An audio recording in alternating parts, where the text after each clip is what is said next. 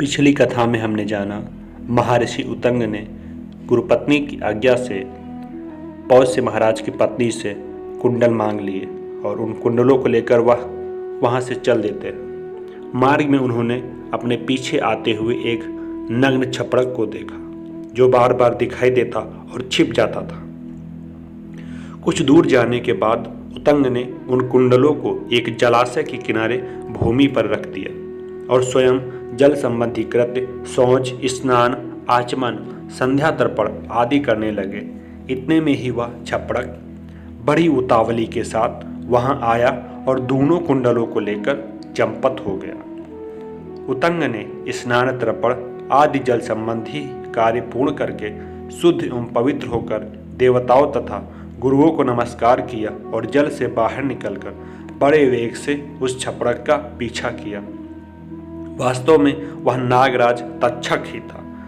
दौड़ने से उतंग उस छपड़क के अत्यंत समीप पहुंच गए। उतंग ने उसे पकड़ लिया।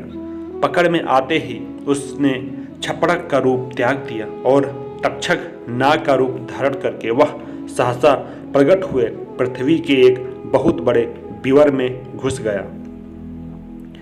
बिल में प्रवेश करके वह नागलोक में अपने घर चला गया। उसके बाद उस छत्राड़ी की बात को याद करते हुए उतंग ने नागलोक तक उस तक्षक का पीछा किया। पहले तो उन्होंने उस विवर को अपने डंडे की लकड़ी से खोदना आरंभ किया, किंतु इसमें उन्हें सफलता नहीं मिली। यह देखकर इंद्र ने उन्हें मदद करने के लिए अपने वज्र को भेजा। उन्होंने वज्र से कहा, जाओ इस ब्राह्मण की सहायता करो। तब वज्र ने डंडे की लकड़ी में प्रवेश करके उस बिल को खोद दिया, जिससे पाताल लोक में जाने के लिए मार्ग बन गया। तब उतंग उस बिल में घुस गए और उसी मार्ग से भीतर प्रवेश करके उन्होंने नागलोक का दर्शन किया, जिसकी कहीं सीमा नहीं थी, जो अनेक प्रकार के मंदिरों, महलों, झुके हुए छज्जे वाले ऊंचे ऊंचे मंडपों तथा सैकड़ों दरवाजों से सुशोभित और छोटे बड़े अद्भुत क्रीड़ा स्थानों से व्याप्त था। वहां पहुंचकर उन्होंने नागों की कई प्रकार से स्तुति की। स्तुति करने पर भी जब ब्रह्म ऋषि उतंग उन कुंडलों को न प्राप्त कर सके, उन्हें बड़ी चिंता हुई। इस प्रकार नागों की स्तुति करते रहने पर भी जब वे उन दोनों कुंडलों को प्राप्त ना कर सके, तब उन्हें वहां दो स्त्रियां दिखाई दी जो सुंदर करघे पर रखकर सूत के ताने में वस्त्र बुन रही थी। उस ताने में उतंग मुनि ने काले और सफेद दो प्रकार के सूत और 12 अरों का एक चक्र भी देखा, जिसे 6 कुमार घुमा रहे थे। वहीं एक श्रेष्ठ पुरुष भी दिखाई दिए, जिनके साथ एक दर्शनीय अश्व भी था। उतंग ने उनकी भली भांति स्तुति की। यह संपूर्ण विश्व जिनका स्वरूप है, ऐसी दो युवतियां सदा काले और सफेद तत्वों को इधर उधर चलाती हुए इस वासना जल रूपी चक्र को बुन रही तथा वे ही संपूर्ण भूतों और समस्त भुवनों का निरंतर संचालन करती, जो महात्मा वज्र धारण करके तीनों लोगों की रक्षा करते हैं, जिन्होंने वज्रासुर का वध तथा नमुचिदानों का संहार किया है, जो काले रंग के 2 वस्त्र पहनते हैं और लोक में सत्य एवं असत्य का विवेक करते हैं। जल से प्रकट हुए प्राचीन वैश्वानर रूप अश्व को वाहन बनाकर उस पर चढ़ते हैं तथा जो तीनों लोकों के शासक हैं, उन जगदीश्वर पुरंदर को मेरा नमस्कार है। तब वह पुरुष उतंग से बोला, ब्राह्मण, मैं तुम्हारे इस स्त्रोत से बहुत प्रसन्न हूँ। कहो तुम्हारा कौन सा प्रिय कार्य करूँ। यह सुनकर उतंग ने कहा, सब नाग मेरे अधीन हो जाएं। उनके ऐसा कहने पर वह पुरुष पुनः उतंग से बोला, इस घोड़े की गुदा में फूंक मारो। यह सुनकर उतंग ने घोड़े की गुदा में फूंक मारी। फूंकने से घोड़े के शरीर के समस्त छिद्रों से धुएं सहित आग की लपटें निकलने लगी। उस समय सारा नागलोक धुएं से भर गया। फिर तो तक्षक घबरा गया और आग की ज्वाला के भय से दुखी हो दोनों कुंडल लिए सहसा घर से निकल आया और उतंग से बोला, ब्राह्मण, आप ये दोनों कुंडल ग्रहण कीजिए। उतंग ने उन कुंडलों को ले लिया।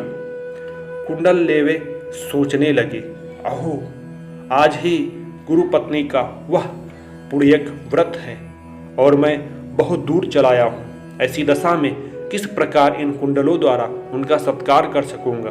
तब इस प्रकार चिंता में पड़े हुए उतंग से उस पुरुष ने कहा, उतंग, इसी घोड़े पर चढ़ जाओ, या तुम्हें क्षण भर में उपाध्याय के घर पहुंचा देगा।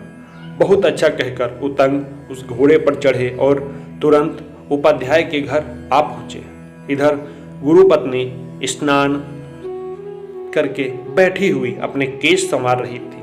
उतंग अब तक नहीं आया, यह सोचकर उन्होंने शिष्य को श्राप देने का विचार कर लिया। इसी बीच में उतंग ने उपाध्याय के घर में प्रवेश करके गुरु पत्नी को प्रणाम किया और उन्हें वे दोनों कुंडल दे दिए। तब गुरु पत्नी ने उतंग से कहा, उतंग, तू ठीक समय पर पहुंचा। वत्स, तेरा स्वागत है। अच्छा हुआ जो बिना अपराध के ही तुझे श्राप नहीं दिया। तेरा कल्याण निश्चित है, तुझे सिद्धि प्राप्त हो। इसके बाद उतंग ने उपाध्याय के चरणों में प्रणाम किया। उपाध्याय ने उससे कहा, वत्स उतंग, तुम्हारा स्वागत है, लौटने में इतनी देर क्यों लगाई। तब उतंग ने उपाध्याय को उत्तर दिया, भगवान, नागराज तक्षक ने इस कार्य में विघ्न डाल दिया था, इसीलिए मैं नागलोक में चला गया था। वहीं मैंने दो स्त्रियां देखी जो करघे पर सूत रखकर कपड़ा बुन रही थी। उस करघे में काले और सफेद रंग के सूत लगे थे। वह सब क्या था? वहीं मैंने एक चक्र भी देखा जिसमें 12 अरे थे। 6 कुमार उस चक्र को घुमा रहे थे। वह भी क्या था? वहां एक पुरुष भी मेरे देखने में आया था। वह कौन था? तथा एक बहुत बड़ा अश्व भी दिखाई दिया। वह कौन था? इधर से जाते समय मार्ग में मैंने एक बैल देखा, उस पर एक पुरुष सवार था। उस पुरुष ने मुझसे आग्रह पूर्वक कहा, उतंग, इस बैल का गोबर खा लो। तुम्हारे उपाध्याय ने भी पहले इसे खाया है। तब उस पुरुष के कहने से मैंने उस बैल का गोबर खा लिया। अतः वह बैल और पुरुष कौन थे? मैं आपके मुख से सुनना चाहता हूँ। वह सब क्या था? उतंग के इस प्रकार पूछने पर उपाध्याय ने उत्तर दिया, वे जो दोनों स्त्रियां थी वे धाता और विधाता हैं। जो काले और सफेद तंतु थे वे रात और दिन हैं। 12 अरों से युक्त चक्रों को 6 कुमार घुमा रहे थे। वे 6 ऋतुएं हैं। 12 महीने ही 12 अरे हैं। संवत्सर अर्थात साल ही वह चक्र है। जो पुरुष था वह देवराज इंद्र है। जो अश्व था वह अग्नि है। इधर से जाते समय मार्ग में तुमने जिस बैल को देखा था वह नागराज ऐरावत है, और जो उस पर चढ़ा हुआ पुरुष था वह देवराज इंद्र ही थे। तुमने बैल के जिस गोबर को खाया है वह अमृत था, इसीलिए तुम नागलोक में जाकर भी नहीं मरे। वे भगवान इंद्र मेरे सखा हैं। तुम पर कृपा करके ही उन्होंने यह अनुग्रह किया है। यही कारण है कि तुम दोनों कुंडल लेकर फिर यहाँ लौट आए हो। अतः सौम्य, अब तुम जाओ, मैं तुम्हें जाने की आज्ञा देता हूँ। तुम कल्याण के भागी होगे। उपाध्याय की आज्ञा पाकर उतंग तक्षक के प्रति कुपित हो उससे बदला लेने की इच्छा से हस्तिनापुर की ओर चल दिए। हस्तिनापुर में शीघ्र पहुंचकर विप्रवर उतंग राजा जन्मेजय से मिले।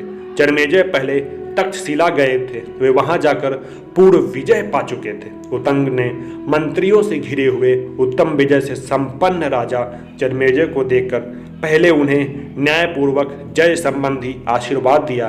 तत्पश्चात उचित समय पर उपयुक्त शब्दों से विभूषित वाणी द्वारा उनसे इस प्रकार कहा, नृपश्रेष्ठ, जहाँ तुम्हारे लिए करने योग्य दूसरा कार्य उपस्थित हो वहाँ अज्ञानवश तुम कोई और ही कार्य कर रहे हो। विप्रवर उतंग के ऐसा कहने पर राजा जन्मेजय उन द्विजश्रेष्ठ का विधि पूर्वक पूजन कर और बोले, ब्राह्मण, मैं इन प्रजाओं की रक्षा द्वारा अपने क्षत्रिय धर्म का पालन करता हूँ। बताइए, आज मेरे करने योग्य कौन सा कार्य उपस्थित है जिसके कारण आप यहाँ पधारे हैं।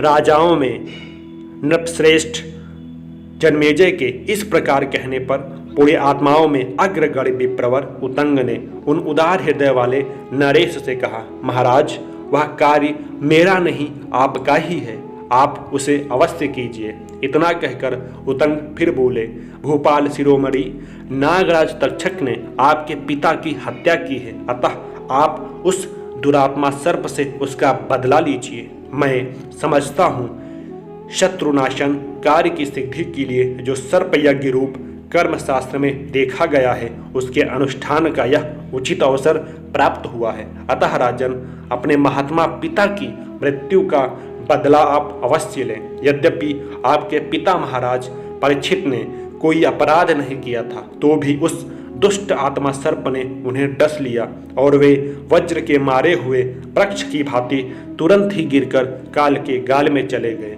सांपों में अधम तक्षक अपने बल के घमंड से उन्मत्त रहता है। उसी पापी ने यह बड़ा भारी अनुचित कर्म किया है जो आपके पिता को डस लिया। वे महाराज परीक्षित राज ऋषियों की वंश की रक्षा करने वाले और देवताओं के समान तेजस्वी थे। कश्यप नामक एक ब्राह्मण आपके पिता की रक्षा करने के लिए उनके पास आना चाहते थे, किंतु उस पापाचारी ने उन्हें लौटा दिया। अतः महाराज, आप सर्प यज्ञ का अनुष्ठान करके उसकी प्रज्वलित अग्नि में उस पापी को होम दीजिए और जल्दी से जल्दी यह कार्य कर डालिए। ऐसा करके आप अपने पिता की मृत्यु का बदला चुका सकेंगे एवं मेरा भी अत्यंत प्रिय कार्य संपन्न हो जाएगा। समूची पृथ्वी का पालन करने वाले नरेश तक्षक बड़ा दुरात्मा है। पाप रहित महाराज, मैं गुरु जी के लिए एक कार्य करने जा रहा था जिसमें उस दुष्ट ने बहुत बड़ा विघ्न डाल दिया। यह समाचार सुनकर राजा जन्मेजय तक्षक पर कुपित हो उठे। उतंग के वाक्य ने उनकी क्रोधाग्नि में घी का काम किया। जैसे घी की आहुति पड़ने से अग्नि प्रज्वलित हो उठती है, उसी प्रकार वे क्रोध से अत्यंत कुपित हो उठे। उस समय महाराजा जन्मेजय अत्यंत दुखी थे। उतंग के मुख से जिस समय उन्होंने पिता के मरने की बात सुनी, उस समय वे महाराज के दुख में और भी दुखी हो गए।